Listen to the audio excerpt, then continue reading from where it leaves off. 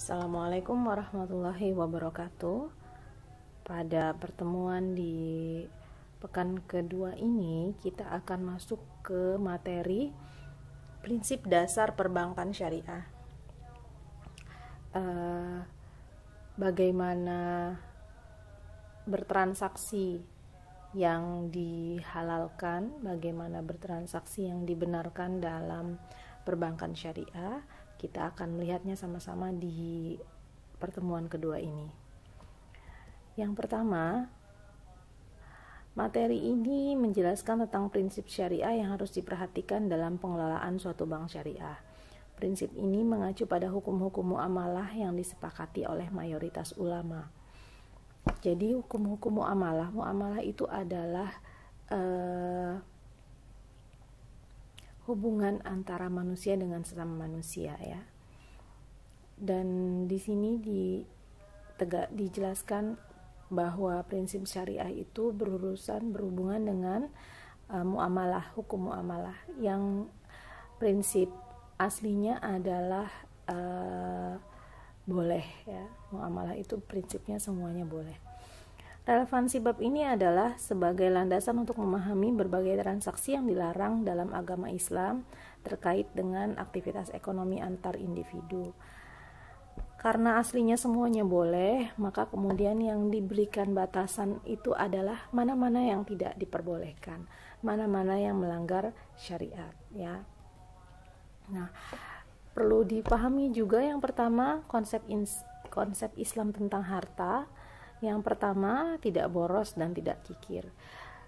Jadi kalau misalnya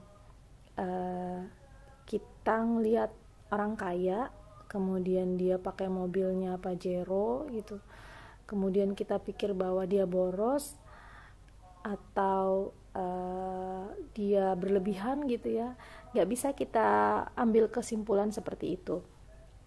Juga sama dengan ketika kita melihat ada seseorang yang memang tidak punya uang atau uangnya tidak banyak, kemudian dia sedikit membelanjakan uangnya untuk keperluan pribadinya, kemudian kita bilang dia kikir, itu juga nggak bisa gitu, ya.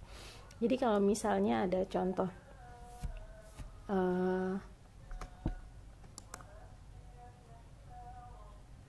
misalnya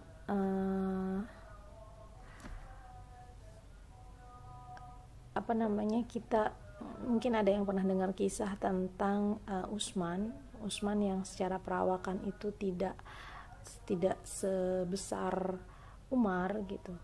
Umar itu diceritakan bahwa Umar itu memiliki badan yang sangat besar, yang ketika dia naik kuda, yang kudanya pun besar sebenarnya, itu kakinya sampai ke tanah, saking besarnya Umar itu, ya.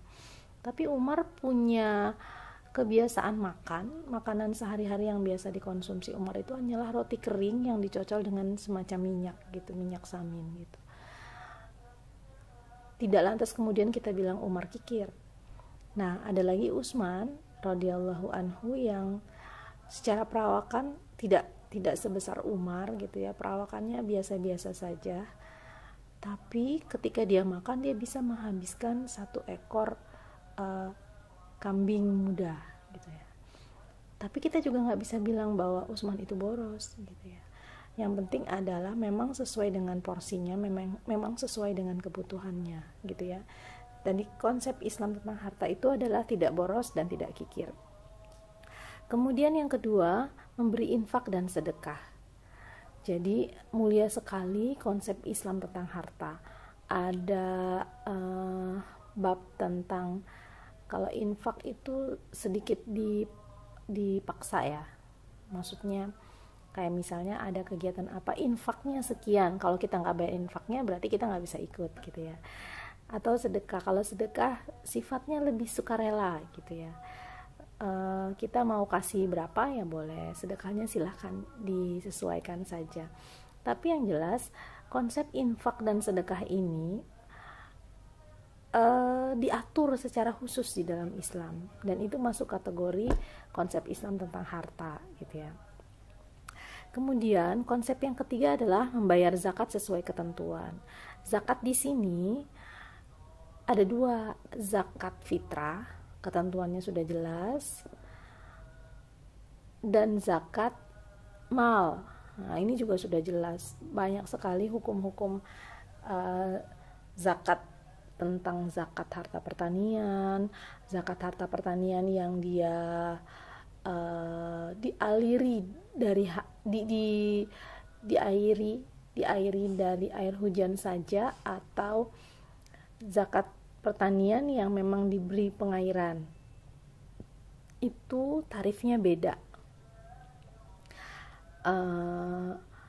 Kemudian hewan ternak yang diberi makan sendiri sama hewan ternak yang dilepaskan itu beda. Kemudian emas, ya, emas ada lagi tarifnya. Nah, semuanya akan dikeluarkan zakatnya jika sudah mencapai usia kepemilikan selama 1 tahun. Jadi kalau misalnya Anda punya emas yang sudah mencapai nisabnya sekitar 84, kalau saya tidak salah 84 gram, kemudian tapi baru 11 bulan Anda miliki, maka itu belum sampai nisabnya untuk dikeluarkan zakatnya. Jadi pada dasarnya zakat itu untuk barang yang harta yang sudah dimiliki selama 1 tahun. Kalau belum sampai 1 tahun belum kena bayar zakatnya, ya. Kemudian yang keempat, memberi pinjaman tanpa bunga. Jadi tidak boleh memberi pinjaman kemudian ada kelebihannya. Ya, nanti ada bab sendiri tentang riba. Biasa yang kita pahami tentang pinjaman tanpa bunga ini adalah pinjaman biasanya berkaitan erat dengan riba. Ya, pinjaman berkaitan erat dengan riba. Kemudian meringankan kesulitan orang yang berhutang. Kalau sekarang kan kondisinya banyak orang yang berhutang itu lebih galak daripada orang yang memberi hutang, orang yang punya piutang. Jadi ketika mau ditagih, ketika mau pinjam, ngemis-ngemisnya kayak apa, tapi giliran mau ditagih, galakan yang punya hutang gitu ya. Padahal yang menagih pun biasanya yang punya piutang ini pun biasanya juga bukan orang-orang yang terlalu banyak uangnya juga, tapi ya ketika temannya atau keluarganya ada yang membutuhkan, kemudian dia beri pinjaman gitu. Tapi ketika ditagih malah jadi nggak bisa, malah jadi galakan yang punya utang gitu ya. Kemudian ketika ada orang yang berhutang dan meringankan kesulitan orang yang berhutang, itu juga masuk dalam kategori konsep Islam tentang harta ya. Definisi lembaga keuangan syariah. Lembaga keuangan syariah menurut Dewan Syariah Nasional adalah lembaga keuangan yang mengeluarkan produk keuangan syariah dan yang mendapatkan izin operasional sebagai lembaga keuangan syariah. Ini menurut Dewan Syariah Nasional MUI tahun 2003. Jadi nggak bisa sembarangan nih Anda main tarikin dana masyarakat kemudian memberikan pinjaman tanpa ada izin operasional. Kenapa izin operasional itu penting? Karena untuk menjamin dana masyarakat itu tidak dibawa kabur gitu ya. Kemudian penting juga untuk memiliki izin operasional supaya tidak terjebak jadi rentenir gitu. Tidak terjebak jadi rentenir karena rentenir itu melanggar undang-undang. Jadi kalau misalnya Anda ketemu sama tetangga Anda yang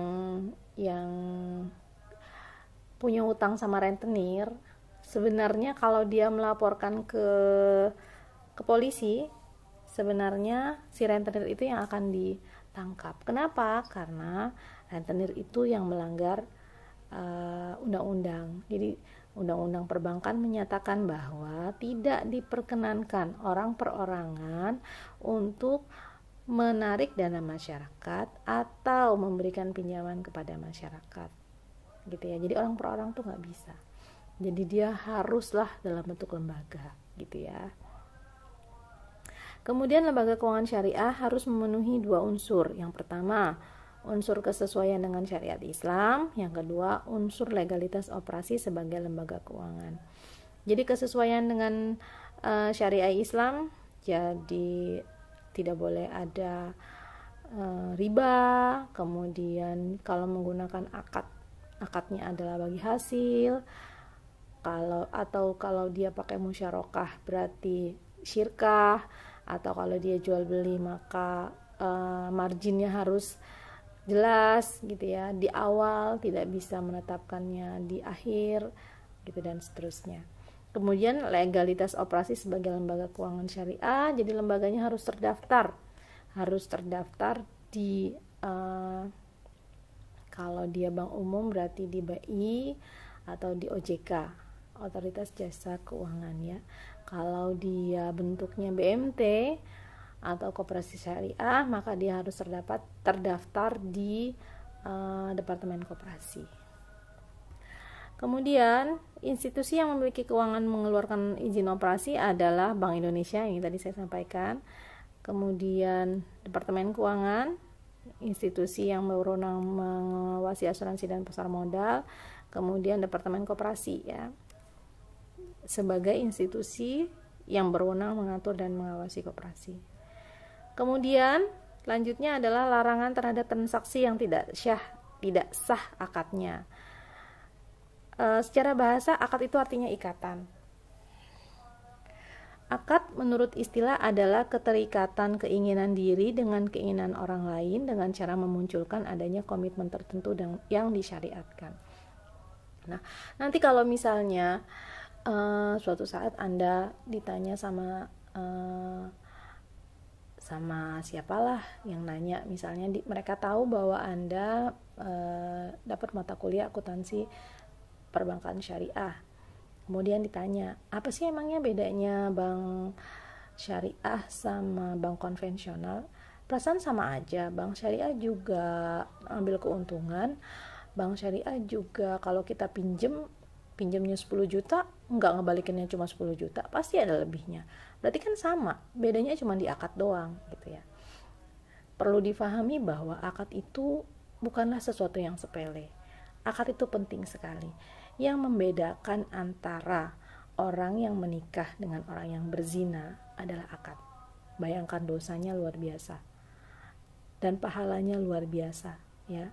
Jadi nggak bisa menyepelekan akad. Orang yang menikah dan orang yang berzina, maka kemungkinan memiliki keturunan ada ya. Tapi anak-anak yang dilahirkan dari pernikahan yang terikat dengan akad akan berbeda dengan anak-anak yang dilahirkan dari hasil perzinahan. Saya sampaikan di sini karena saya yakin mahasiswa sekalian sudah dewasa, sudah memahami yang mana yang benar, yang mana yang salah gitu ya. Jadi ketika saya sampaikan perzinahan misalnya, ya berarti memang sudah paham bahwa hubungan antara laki-laki sama perempuan yang belum menikah itu nggak boleh gitu ya. Nah seperti itu. Jadi nggak bisa kita menyepelekan cuman beda di akad doang, yang satu pakai akad yang satu enggak. Ya sama aja seperti yang saya sampaikan tadi ya. Jadi akad itu penting sekali untuk mengikat ya. Karena secara bahasa akad itu artinya ikatan. Jadi supaya pihak-pihak yang bertransaksi itu terikat. Jadi yang minjemin uang benar-benar komitmen untuk memberikan pinjaman, kemudian yang meminjam uang juga komitmen untuk mengembalikan pinjamannya. Gitu ya. Rukun-rukun akad, yang pertama ada dua pihak yang atau lebih yang saling terikat dengan akad. Kemudian ada sesuatu yang diikat dengan akad, dan adanya pengucapan akad ijab qabul ya. Jadi harus ada dua pihak, nggak bisa kalau nikah cuma sendiri aja. Kemudian ada satu yang diikat dengan akad ya. Jadi misalnya akadnya adalah jual beli, misalnya mau beli ini, mau beli rumah, mau beli mobil gitu ya. Kemudian ada pengucapan akad, saya beli rumahnya dengan, nah itu masuk kategori akad ya. Ijab dan qabul. Kemudian yang satunya menyerahkan, oke, saya serahkan ini gitu ya. Jadi ijab itu adalah mengambil, qabul itu menyerahkan gitu ya. Akad tidak boleh mengandung unsur ta'alluq, unsur dua akad dalam satu transaksi, atau two in one transaction. Ta'alluq adalah dua akad yang saling berkaitan, yang mana berlakunya akad pertama tergantung dengan akad yang kedua. Jadi misalnya gini. Jadi sebenarnya ta'alluq ini adalah semacam akal-akalan gitu ya. Jadi sebenarnya mau minjemin uang supaya ada kelebihannya, jadi dibilang nanti kamu beli lagi punya saya. Jadi misalnya si A punya barang, punya mobil misalnya, kemudian si B bilang mobil kamu, si A ini sebenarnya butuh uang gitu ya, butuh uang, tapi dia sebenarnya nggak mau jual mobil, tapi dia butuh uang. Si A ini punya mobil tapi dia butuh uang. Dia bilang sama si B, mobil ini saya jual sama kamu, tapi nanti saya beli lagi ya. Nah, jadi mobilnya dijual, harganya misalnya 10 juta. Nanti mobil itu saya beli lagi harganya 8 juta gitu. Berarti kan ada selisih tuh 2 juta. Mobil tetap dia pinjam, mobil tetap milik si A, kemudian si B memberikan uang 8 juta saja, tapi nanti dia akan mengembalikan sebesar 10 juta si A ini. Jadi sebenarnya bentuknya akal-akalan. Ya, mudah-mudahan bisa dipahami. Kalau misalnya kurang bisa dipahami, silakan diulang-ulang lagi ini videonya ya. Jadi untuk bisa tahu di mana unsur dua transaksi, dua akad ya. Ya. Jenis-jenis akad, yang pertama akad tabaru, meminjamkan uang. Jenis-jenisnya adalah qard, rahan sama hiwalah. Kemudian meminjamkan uang, ini ada wakalah, wadiah, kafalah. Memberikan sesuatu, hibah, wakaf, sedekah, dan hadiah. Nanti akan ada penjelasannya berikutnya, atau ini akan saya tugaskan aja deh. Tugas kalian adalah mencari akad-akad ini apa saja ya. Kemudian akad tijaroh, ketidakpastian dalam memperoleh keuntungan, ada mudarobah, musyarakah, muzaroah, musakoh, dan mukhabar. Kemudian akad kepastian keuntungan itu ada murabahah, salam, istisna, sama ijaroh. Jadi saya minta Anda membuat tugas ini, rahan, qard, rahan, hiwalah, wakalah, wadiah, kafalah, dan seterusnya sampai ijaroh yang paling bawah ya. Ditulis di kertas folio saja, kemudian difoto, baru di upload di tugas praktikum kedua. Kemudian prinsip dalam hukum muamalah adalah pada dasarnya segala bentuk muamalah adalah mubah, kecuali yang ditentukan lain oleh Al-Quran dan Sunnah Rasul. Jadi semuanya boleh, kecuali ada hukumnya. Muamalah dilakukan atas dasar sukarela dan tanpa mengandung unsur-unsur paksaan. Muamalah didasarkan atas pertimbangan mendatangkan manfaat dan menghindari mudarat. Muamalah dilaksanakan dengan pemeliharaan nilai keadilan dan unsur-unsur penganiayaan dilaksanakan dengan memelihara nilai keadilan dan unsur-unsur penganiayaan, pengambilan kesempatan dalam kesempitan, dan menjauhkan dari unsur-unsur penganiayaan, pengambilan kesempatan dalam kesempitan. Jadi dia menggunakan prinsip keadilan ya. Ini ada yang sedikit salah slide-nya, mudah-mudahan nanti sempat saya ganti. Kemudian transaksi itu dilarang, transaksinya tidak sah akadnya. Jika transaksinya dilarang, penyebabnya ada dua, haram secara zat dan haram selain zatnya. Transaksi yang haram zatnya, misalnya jadi transaksi itu haram karena zatnya nggak boleh. Jadi misalnya pembelian khamar ya, minuman keras, kemudian narkoba gitu ya, atau perdagangan manusia, haram itu. Segala sesuatu yang haram dimakan maka haram diperjualbelikan. Jadi kayak kucing itu haram dimakan, maka kucing itu tidak boleh diperjualbelikan. Kemudian apalagi ya, pokoknya segala sesuatu yang secara zat itu haram zatnya, maka transaksinya haram.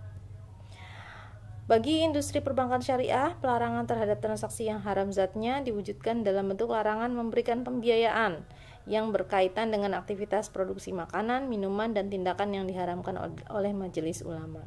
Jadi nggak boleh memberikan pinjaman, memberikan pembiayaan kepada aktivitas produksi yang hasilnya adalah sesuatu yang haram, gitu ya. Kemudian larangan terhadap transaksi yang haram selain zatnya. Jadi kalau yang tadi haram zatnya, kalau yang ini haram selain zatnya. Jadi zatnya sih yang diperjualbelikan sih halal, tapi ada sesuatu yang membuat dia menjadi tidak boleh dilakukan. Yang pertama tadlis, ketidaktahuan salah satu pihak. Jadi misalnya ada orang yang jual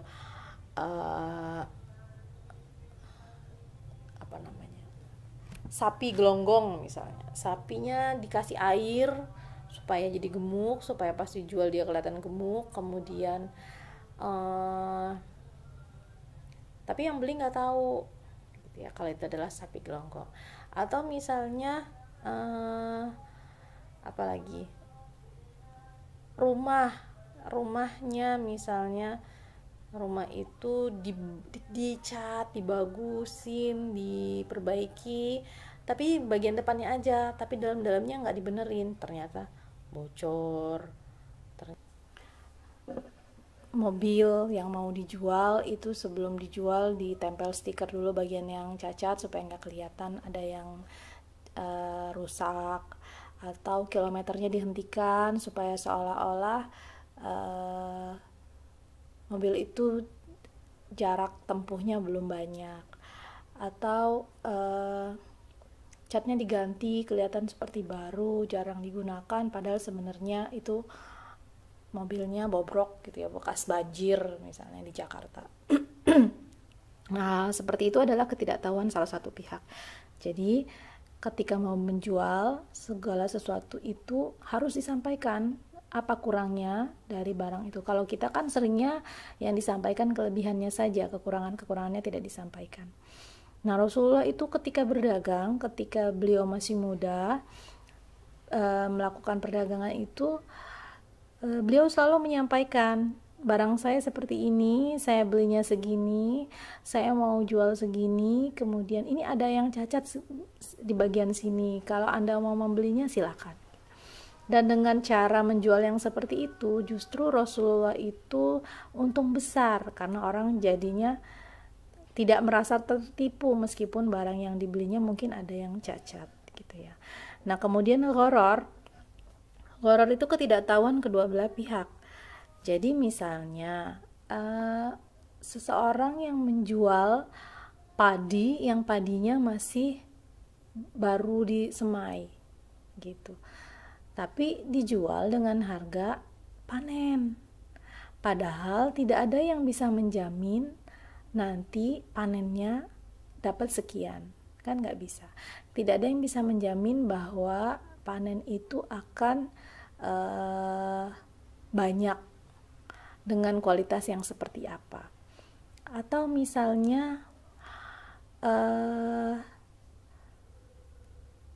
menjual ikan yang masih ada di laut, gak ada yang bisa menjamin bahwa ikan yang masih ada di laut itu bisa ditangkap, gitu, bisa diambil.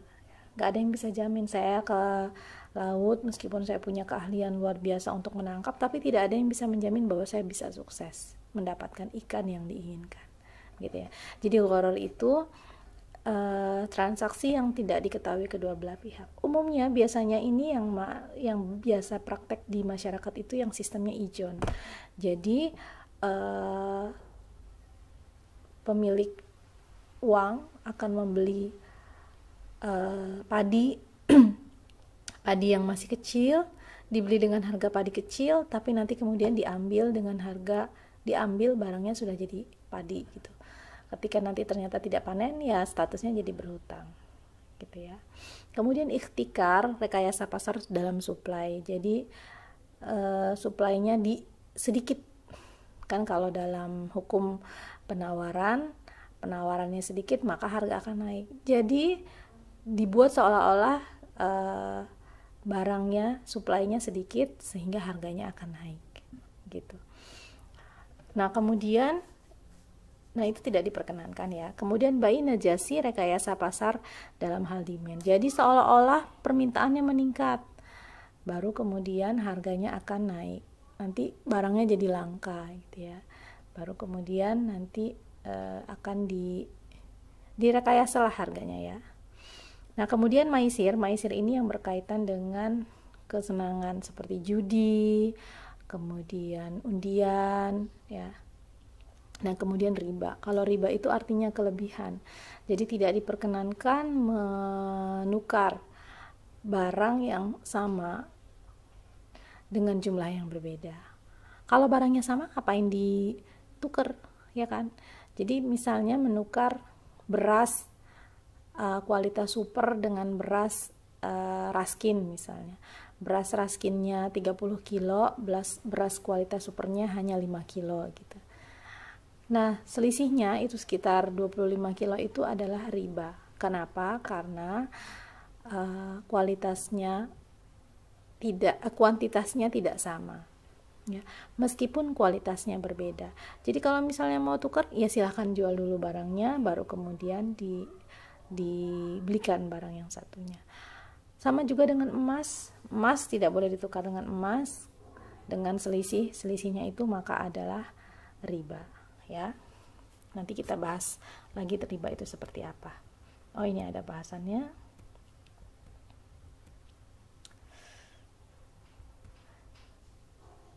Kemudian jual beli atas akad saudaranya.